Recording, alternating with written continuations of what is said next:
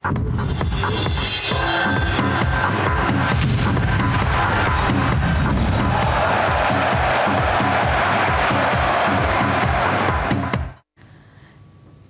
শুরু করছি স্পোর্টস 24। আপনাদের সঙ্গে রয়েছে আমি সম্প্রীতি। আর দেখে নেব ফুটবলের খবর নিয়ে আমাদের বিশেষ সেগমেন্ট গোল কিক।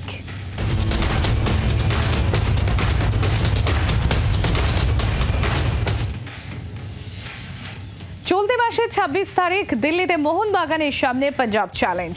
গুরুত্বপূর্ণ ম্যাচের আগে চোটে জর্জরিত বাগান শিবির, তা সত্ত্বেও পাঞ্জাবকে হারিয়ে 3 পয়েন্টের লক্ষ্যে বাগান কোচ।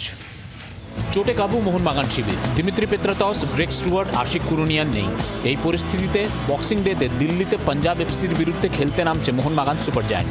শনিবার অনুশীলন করেননি দিমিত্রি ও আশিক। গ্রেগ সময় কাটান ফিজিওর সঙ্গে। কোচ মলিনাও বলছেন বিকল্প হাতে কম। Yes, this match we have less options because we have some players injury will not be available for tomorrow, but still good players. I'm sure we will have a really good team. প্রতিপক্ষকে সমীহ করলেও পাঞ্জাবকে হারিয়ে 3 point নিয়ে ফেরাই এখন লক্ষ্য Malina. No, Punjab is a really good team. I don't want to talk about the opponents too much, for every press conference. I respect them. They are good players. They have a good coach. They are a really difficult team to play against. দলের গুরুত্বপূর্ণ সদস্যরা না থাকলেও রক্ষণের ত্রুটি সারিয়ে দুরন্ত football খেলতে চান মোহনবাগান রক্ষণের স্তম্ভ আলবার্তো রদ্রিগেজ। এদিকে অক্ষিকোটরের হাড় ভাঙায় বিশেষ মুখোশ পরে এই ম্যাচে নামবেন মোহনবাগান অধিনায়ক শুভাশিস বসু। সেই প্রস্তুতিও চলছে পুরো দমে। This is football. All of us have to be ready because maybe today I play or another player have to play. So we have to be ready every day, hard work, and we will try to go to Punjab to get the 3 points. শেষ 2 ম্যাচে 4 গোল খেয়েছে মোহনবাগান রক্ষণ। সামনে Punjab match, সেই ম্যাচে আবার Dmitry Petratos এবং Greg Stewart নেই। তার ফলে রক্ষণ এবং আক্রমণ নতুনভাবে সাজানোর জন্য অঙ্ক কষছেন Mohun Bagan coach Jose Molina. Boxing ডেতে তার লক্ষ্য মোহনবাগান সমর্থকদের 3 পয়েন্ট উপহার দেওয়া। ক্যামেরায় নবীনের সঙ্গে দেবাঞ্জন, জি24 ঘন্টা। বড়দিনের দুপুরে দিল্লি উড়ে যাচ্ছে সবুজ মেরুন ব্রিগেড। বৃহস্পতিবার রাতে দিল্লিতে মোহনবাগানের প্রতিপক্ষ পাঞ্জাব এফসি। আইএসএল এর গুরুত্বপূর্ণ এই ম্যাচের আগে ক্লাব তাঁবুতে মোহনবাগান ফ্যান্স ক্লাবের সদস্যরা হাজির। বড়দিনের কেক উপহার নিয়ে ফুটবলারদের সঙ্গে কেক কাটলেন তারা।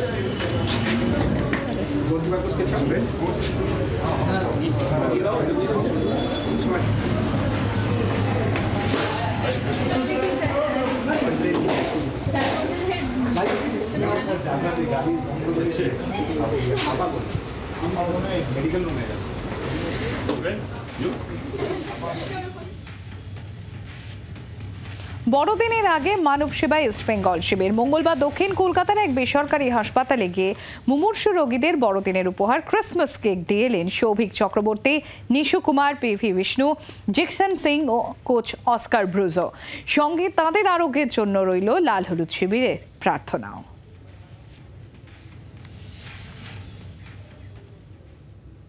চুচুড়ায় এমএলএ কাপ ফুটবল প্রতিযোগিতা শুরু হলো আজ ইস্টার্ন গ্রাউন্ডে। সাংসদ রচনা বন্দ্যোপাধ্যায় ফুটবলে কিক মেরে খেলার সূচনা করেন। চুঁচুড়া বিধায়ক অসিত মজুমদার প্রতি বছর এই প্রতিযোগিতার আয়োজন করেন।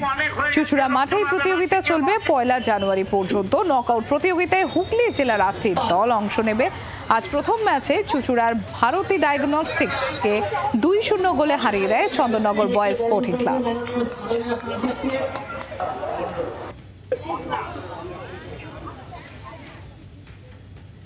এখন বিরতির পর দেখব খোলামেলা আলোচনায় রবীন্দ্র জাদেজা।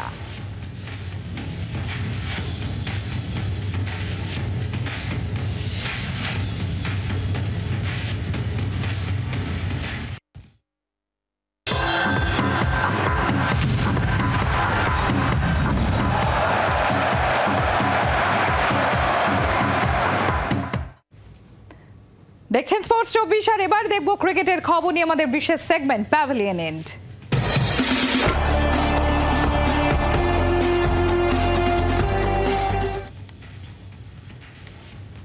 রবিচন্দ্রন অশ্বিন অবসর নিচ্ছেন, জানতেনই না এমনটাই জানালেন রবীন্দ্র জাদেজা। মাঠে অশ্বিন তাকে সবসময় গাইড করেছেন বলে জানিয়েছেন তিনি। বর্ডার গাভাস্কর ট্রফিতে ভারত ভালো জায়গায় রয়েছে বলেও দাবি জাদেজার। আর এরই পাশাপাশি ভারতীয় ক্রিকেট নিয়ে নানান কথা জানালেন তিনি। ऑब्वियसली एक मैं कहूँगा कि ऑन फील्ड मेंटर जैसे मतलब वो मेरे साथ खेला हुआ हूँ और इतने सालों से हम दोनों एज ए बॉलिंग पार्टनर एक दूसरे को मैसेज पास ऑन करते रहे ग्राउंड में कि क्या मैच का सिचुएशन है, क्या बैट्समैन शॉट मारने को देखता है, क्या हम उसके अगेंस्ट प्लान कर सकते हैं। तो ये बहुत सारी चीज़ें मैं ऑब्वियसली मिस करूँगा और होपफुली मतलब ऐसा है कि इंडियन क्रिकेट को जो वो गया है उसकी जगह कोई और अच्छा बॉलर और ऑलराउंडर मिले। और इंडिया में अपने पास ऐसा तो है नहीं कि वो कोई उसकी जगह नहीं ले सकता। ऑब्वियसली हर कोई जाता है, उसकी जगह कोई ना कोई रिप्लेसमेंट मिल ही जाता है, तो मूव ऑन तो होना ही पड़ेगा। तो मेरे ख्याल से बट यंगस्टर के लिए भी अच्छा मौका है कि जो भी यंगस्टर आएगा टीम में खेलेगा उसके लिए एक अच्छा सा अपॉर्चुनिटी होगा इंडिया खेलने के लिए और अपने आप को ये लेवल पे प्रूव करने के लिए। नहीं अच्छा है, जैसे मतलब इंडिया के बाहर अगर टीम ऐसी सिचुएशन में है और उधर अगर परफॉर्मेंस होता है, टीम्स के लिए रन्स बनाता हूँ तो एक अच्छा सा सेटिस्फेक्शन मिलता है और एज ए प्लेयर कॉन्फिडेंस भी मेरा हाई होगा और आने वाले जो मैच है उसमें भी कोशिश करूँगा कि मेरा जो यही मोमेंटम है, यही जो रिदम है उसको मैं कंटिन्यू करूँ। तो हर एक मैच का सिचुएशन अलग होता है, तो ये मैच का जैसा सिचुएशन होगा उस हिसाब से मुझे अपना रोल प्ले करना होगा कि क्या टीम को रिक्वायरमेंट है उस वक्त, चाहे बैटिंग हो या बॉलिंग हो।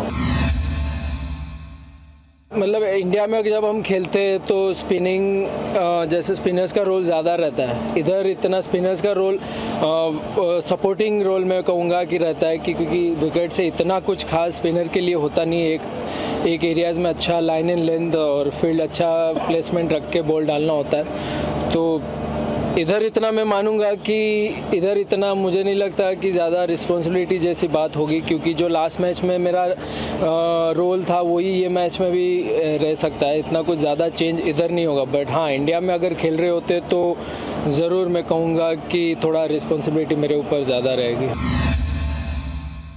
अश्विन का अभी मुझे लास्ट मोमेंट पे पता चला, जब वो आपके पास आए वो प्रेस कॉन्फ्रेंस करने, उससे जस्ट कुछ 5-1 मिनट पहले ही मुझे ऐसा लगा, किसी ने बताया कि ऐसा ऐसा होने वाला है। तो ऑब्वियसली मुझे लगा, क्योंकि पूरे दिन हम दोनों साथ में बैठे थे, ऐसा कुछ उसने हिंट भी नहीं दिया। तो ऑब्वियसली लास्ट मोमेंट पे पता चला। तो उसका, अब अश्विन को तो सब जानते हैं कि उसका दिमाग कैसा है। अच्छी बात है कि अगर हम ये सिचुएशन में 3 मैच के बाद भी हम 1-1 सीरीज़ में हैं और अभी भी बहुत इंटरेस्टिंग ये दोनों मैच होंगे, क्योंकि अगर हमने एक मैच भी यहाँ से जीत लिया तो हम सीरीज़ अपने पास ही रखेंगे, क्योंकि लास्ट 2 सीरीज़ ऑब्वियसली हम यहाँ जीते। तो एक अच्छा मौका है कि बस एक अच्छा एफर्ट उसके लास्ट मैच में जब लास्ट होगा तब देखा जाएगा। बट अभी ये मैच है तो ये बहुत ही इंपॉर्टेंट और क्रूशियल मैच होगा हमारे लिए। देखिए, जब आप इंडिया से बाहर खेलते हो, स्पेशली ये ऑस्ट्रेलिया और साउथ अफ्रीका ऐसी जगह पे आप खेलते हो, तो टॉप ऑर्डर का रन बनाना इम्पोर्टेंट है ही। अगर आपके टॉप ऑर्डर रन्स नहीं बनाते, अच्छा स्टार्ट नहीं मिलता है, तो डेफिनेटली लोअर मिडल ऑर्डर के ऊपर थोड़ा प्रेशर और रिस्पॉन्सिबिलिटी ज़्यादा बढ़ जाती है। एक एज ए बैटिंग यूनिट सबका कंट्रीब्यूशन अगर होगा तो टीम भी एंड ऑफ द डे अच्छा ही करेगी। तो हम ये नहीं चाहते कि एक करे, दो करे, लोअर ऑर्डर करे या मतलब टॉप ऑर्डर करे, बट सब लोग करेंगे तो टीम अच्छी सिचुएशन में होगी। वैसे से प्रोफेशनल प्लेयर अपना इंडिविजुअल सबको पता ही होता है कि किसने कहाँ परफॉर्मेंस किया और कौन सी सिचुएशन में परफॉर्मेंस किया, तो खुद को पता ही होता है और उसी हिसाब से अपना माइंडसेट लेके वो मैच खेलने उतरता है मेरे ख्याल से। এখন সময় আরও একটা বিরতির, আর বিরতির পর দেখব হাসপাতালে শুয়েই কামলির গান।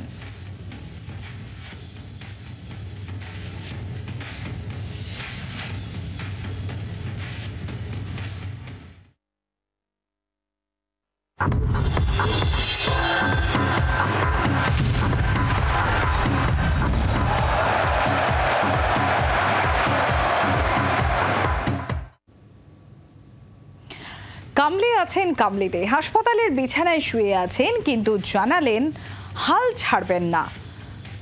থানের একটি বেসরকারি হাসপাতালে ভর্তি বিনোদ কামলি। একাধিক রোগে জর্জরিত তিনি। তার রক্তে পটাশিয়ামের মাত্রা কমে গিয়েছে, রয়েছে ইউটিআই। কামলির মস্তিষ্কে রক্ত জমাট বেঁধেছে, আর এরই পাশাপাশি লো ব্লাড প্রেশারের সমস্যাও রয়েছে তার। এত কিছুর পরও কামলি জানালেন তিনি হার মানবেন না। বিছানায় শুয়ে কুইন ব্যান্ডের বিখ্যাত গান গাইলেন, কৃতজ্ঞতা জানালেন ছোটবেলার বন্ধু সচিন তেন্ডুলকরকে। বড়দিনে মদ্যপান না করার আবেদন কামলি। बहुत अच्छा लगा है क्योंकि मैं कहूँगा ना, मैं इसलिए कह रहा हूँ, हमेशा कहूँगा कि we are the champion my friend, but we'll keep on fighting till the end. We are the champion. We are the champion. No time for lose, because we are the champion of the world. कहूँगा कि enjoy करो अपना life और अपना थोड़ा रखो, दिमाग पे रखो, डोंट गेट ड्रंक, बिकॉज मामा दादा विल नॉट लाइक इट। मैं इतने कहूँगा कि सचिन ने बोला, मेरे तबीयत ही में ठीक नहीं था, लेकिन उसका हमेशा आशीर्वाद देते हैं क्योंकि आचार्य सर हमारे साथ थे ना, तो इसलिए। এবার খেলার অন্যান্য খবর দেখব ম্যাচ কর্নারে।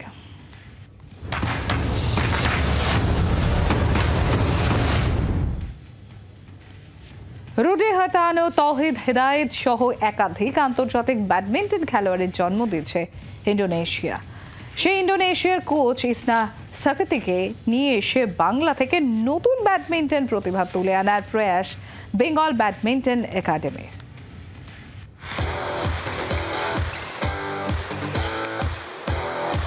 বাংলা থেকে ব্যাডমিন্টনের নতুন প্রতিভা তুলে আনা অঙ্গীকার তাঁদের, আর সেই লক্ষ্যে এগিয়ে চলেছে বেঙ্গল ব্যাডমিন্টন একাডেমি। সম্প্রতি প্রকাশ পাডুকোনের একাডেমির সঙ্গে জুটি বেঁধেছে এই সংস্থা। সম্প্রতি সেই একাডেমি থেকেই 10 দিনের জন্য এসেছিলেন ইন্দোনেশিয়ান কোচ ইসনা সাকতি। একাডেমির প্রতিভাদের প্রশিক্ষণ দেওয়ার পাশাপাশি শেষ দিন ওয়ার্কশপ করলেন বাংলার ব্যাডমিন্টন প্রতিভাদের নিয়ে, যে প্রশিক্ষণ পেয়ে খুশি একাডেমির উঠতি শাটলাররা। এটা আমার জন্য খুবই বেনিফিট ছিল, আর সেটা আমাকে খুবই ফাস্ট করেছে, মানে আমার খুবই ভালো ইমপ্রুভমেন্ট হয়েছে। ওয়ার্কশপের পর আমার স্পিড বেড়েছে, তারপর আমার অনেক স্ট্রোকস বেটার হয়েছে, আমার লিফটিং, টস, ড্রপ সব ফাস্ট হয়েছে, আমার পেস বেড়েছে খেলার, সবই আমার ইমপ্রুভমেন্ট হয়েছে। বাংলা থেকে নতুন ব্যাডমিন্টন খেলোয়াড় তুলে এনে এশিয়ান গেমস এবং অলিম্পিক্সের মঞ্চে পাঠানোই লক্ষ্য এই একাডেমির। খেলোয়াড়দের পাশাপাশি কোচদেরও প্রশিক্ষণ দিতে চায় একাডেমি। আমাদের যে এখানে ভালো প্লেয়ার্স যারা কোচ হয়ে টার্ন করে গেছে তাদের আমরা ট্রেন করব। এই ট্রেন করার পর আমাদের ব্যাডমিন্টন স্টক তৈরি হবে। যে বাচ্চারা আপনারা দেখছেন খেলছে আজকে, এই বাচ্চাদের ভিতরে কে চ্যাম্পিয়ন আছে বলা মুশকিল, কিন্তু ওই উদ্যোগটা বের করার জন্যে আমাদের প্রপার কোচিংয়ের দরকার। আগামী 5 বছরের মধ্যে আমরা কমপক্ষে এশিয়াডে আমরা আমাদের প্লেয়ারকে পাঠাতে পারবো, এই লক্ষ্য নিয়েই কাজটা শুরু হয়েছে। আশা করব যে আমরা সমস্ত স্তর থেকে সেই সাহায্য পাবো যেটা আমাদের প্রয়োজন। আমরা 7 দিন যে ইন্দোনেশিয়ান কোচ আমাদের কাছে এসেছিল ইসনা শক্তি বলে, ওর কাছ থেকে আমরা অনেক কিছু শিখেছি যে মানে একদম লেটেস্ট ইন্টারন্যাশনাল ব্যাডমিন্টনটা কি হয়। তো আমরা সেটা যতটা তাড়াতাড়ি কোপ আপ করতে পারবে আমাদের কোচেরা, বা যত তাড়াতাড়ি আরও বিদেশি কোচ আসবে, তাহলে আরও বাংলার বাচ্চারা আরও ভালো খেলবে। ইসনা নিজেও আশাবাদী বিবিএ থেকে আন্তর্জাতিক প্রতিভা তুলে আনার ব্যাপারে। They have more talented, sir, and then more excited for badminton. Talent for me, talent without hard practice is nothing. It's useless. But if you untalented and then you practice hard practice every day, that's useful. If you have talent without practice, is zero. It's nothing. Bengal badminton academy এবার প্রকাশ পাড়ুকোন একাডেমির সঙ্গে হাতে হাত মিলিয়ে অঙ্গীকার করছে আগামী 5 বছরের মধ্যেই বাংলা থেকে এশিয়ান গেমস এবং অলিম্পিক্সের চ্যাম্পিয়ন তারা খুঁজে বের করবে। ক্যামেরায় অমিতের সঙ্গে দেবাঞ্জন, জি24 ঘন্টা। বাংলা হকির হাল ফেরাতে কোমর বেঁধে নামছেন তিনি। জি24 ঘন্টাকে একান্ত সাক্ষাৎকারে জানালেন হকি বেঙ্গলের প্রেসিডেন্ট ও রাজ্যের মন্ত্রী সুজিত বসু। তিনি নিজে ফুটবলে গোলকিপার ছিলেন, আর একই সঙ্গে তিনি ক্রীড়াপ্রেমী। সেই সুজিত বসু এই মুহূর্তে হকি বেঙ্গলের দায়িত্বে।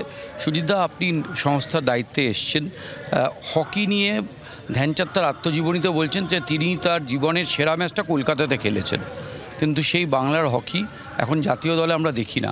আপনি যখন হকির দায়িত্ব নিয়েছেন, কি কি নতুন পরিকল্পনা সাজিয়েছেন? কারণ আপনি কোনো জায়গায় থাকা মানেই নতুন নতুন অনেক কিছু হবে।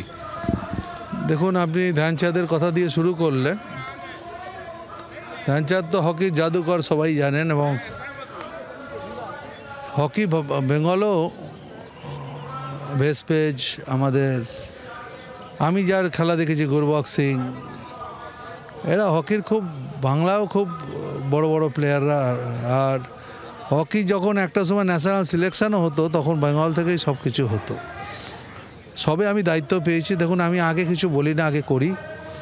সবে ফার্স্ট টুর্নামেন্ট একটা স্টেট লেভেলে হচ্ছে, এরপর আমাদের বেটন কাপ আছে, অনেকগুলো টুর্নামেন্ট আছে। আমরা চাই বেশি বেশি টুর্নামেন্ট, তার সাথে সাথে দুটো অ্যাস্ট্রোটার্ফ, একটা ডুমুরজলা আর একটা সল্টলেক স্টেডিয়ামের পাশে অ্যাস্ট্রোটার্ফ রাজ্য সরকারের পক্ষ থেকে তৈরি হচ্ছে। এটাও হিটকো করে দিচ্ছে, দুটোই সরকারি উদ্যোগে করে দিচ্ছে। আমার মনে হয় হকি এবার ভালো হবে। দেখুন, উপযুক্ত পরিকাঠামো দরকার যে কোনো জিনিসের। অ্যাস্ট্রোটার্ফ খুবই দরকার ছিল। অ্যাস্ট্রোটার্ফগুলো হওয়ার পরে আমার মনে হয় হকিটা আরও ভালো হবে। এবং আজকে দেখছেন বহু ছেলেমেয়েরা হকিতে ইন্টারেস্টেড হয়েছে। আমার কাজ হচ্ছে ইন্টারেস্ট করে, গ্রামের ছেলেমেয়ে থেকে শহরের ছেলেমেয়েরা ইন্টারেস্টেড হোক, তারা খেলুক।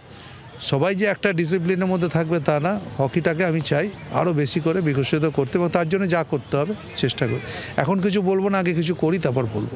রাজ্যের মন্ত্রী এবং হকি বেঙ্গলের দায়িত্বে থাকা সুজিত বসু বলছেন যে অনেক পরিকল্পনা তার সঙ্গে রয়েছে। হকি নিয়ে তিনি নতুন দিগন্তের উন্মোচন করতে চান পশ্চিমবঙ্গে। ক্যামেরায় নবীনের সঙ্গে দেবাঞ্জন, জি24 ঘন্টা।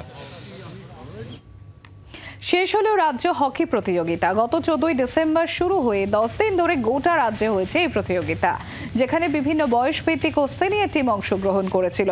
মঙ্গলবার দুপুরে ময়দানে হকি বেঙ্গলের মাঠে হয় ফাইনাল। অনুষ্ঠানে হাজির ছিলেন সিএবি প্রেসিডেন্ট স্নেহাশিস গঙ্গোপাধ্যায়, প্রাক্তন সিএবি কর্তা বিশ্বরূপ দে, আইএফএ সচিব অনির্বাণ দত্ত এবং ইস্ট বেঙ্গল ক্লাবের কর্তা দেবব্রত সরকার।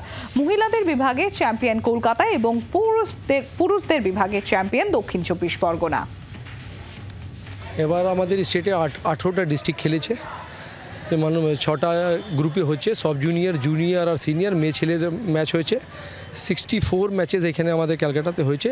আর জোনগুলো আলিপুরদুয়ার হয়েছে আর পশ্চিম মেদিনীপুর হয়েছে। দেখুন, আমাদের কাছে 45 ইয়ার্স পরে আমরা দুটো অ্যাস্ট্রো গভর্নমেন্ট আমাদেরকে দিয়েছে, সাপোর্ট করেছে, যেটা আমরা যাই কি এবার 2 বছর লাগবে, যেহেতু আমাদের প্লেয়ার, বাংলার প্লেয়ার ইন্ডিয়া টিমে আপনি পাবেন। স্পোর্টস 24 আজ এ পর্যন্ত। একটা ছোট বিরতির পর ফিরে আসছে খবরের আপডেট নিয়ে। দেখতে থাকুন জি24 ঘন্টা।